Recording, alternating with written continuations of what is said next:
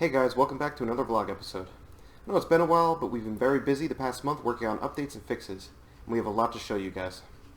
The two big things we've been working on have been the wave defense and the AI update. On that note, we finally launched the AI update to the public. At the moment, the Skirmish AI works pretty well as an introduction to the basics of gameplay. More experienced players may find the challenge lacking, but we'll be periodically updating it until we're content with the difficulty and variety offered by the AI. We've also added in the ability for custom teams and team colors. You can now do a 6-player free-for-all, 3 teams of 2, or any combination you can imagine on Cinder Peak. Now the Skirmish AI isn't quite done yet, however we have it working to the point where we feel like there's more pressing matters to attend to, such as game crashes or immersion-breaking bugs. Since basic play has been getting some love from the AI update, we put a lot of time into improving the wave defense mode as well. I've completely redone the Hamlet map to have a lot more detail and realism put into it, and we're really happy with how this environment has actually turned out. Now, not only have we redone the map, but we've also completely changed the balancing and pacing for wave defense to feel a lot more like a fair but desperate holdout. Gone are the long waits in between waves, rounds, or battalions of enemies where nothing would happen. Now there is a near constant stream of enemies from the start of the battalion to the end. The higher the difficulty, the less time between the relentless enemy waves. Enemy equipment will now scale off of difficulty on top of the battalion number. Basically, enemies on all difficulties will be less equipped early on, and will get better equipment as the game progresses. For instance, on easy, equipment scaling will be slow. However, nightmare difficulty, waves will start getting some pretty powerful equipment very early on. We still have a lot of big plans for the wave defense mode down the line, but like the basic play AI, we'll be updating it periodically until we feel where we want it to be in regards to replayability.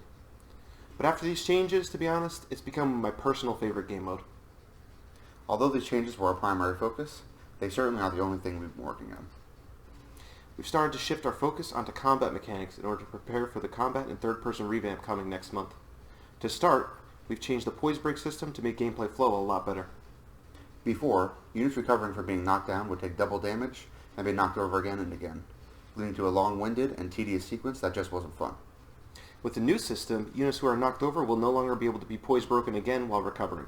However, they will take the damage and force of the attacking weapon directly to their health, allowing for massive damage opportunities. We've also made some changes to weight and armor that should make combat more compelling.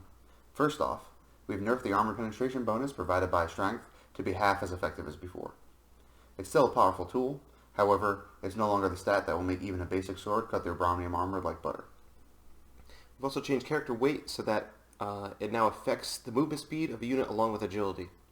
Basically, how this works is that a calculation between the total weight of a unit and the strength of the unit will take place that determines whether or not you can effectively wear your equipped items. If you have low strength and equip heavier armor, you can have a reduced movement speed of up to 30%. However, if you have enough strength or light equipment on, your agility will give you a bonus movement speed of up to 30% increase. We hope that this will make the choice of armor a bit more important, as well as make specialized pieces like Agasite or Bromnium more powerful. To better visualize and understand these new mechanics, we've completely redone the hero stat page in order to display all the information more clearly. UI and quality of life changes like this are always nice to do, so expect more improvements in this department across the board as we continue development. And lastly, as always, we've been fixing crashes and bugs while improving the systems that are lacking, broken, or otherwise mediocre, such as hero respawn. We've tackled several of our more persistent crashes, and we have the remaining ones in our sights. Okay, now for next week, my main goal is to completely fix hero death and respawn, particularly on the client where we're having the most problems. After I finish this up, I'll continue to polish the third-person mode and focus on any other crashes and bugs that plague the game. Next week, I'll be working on implementing a defensive tower structure for the Commoner faction. This defensive structure will give players the ability to defend their base with a smaller force while their army is away. That's all for this update, guys.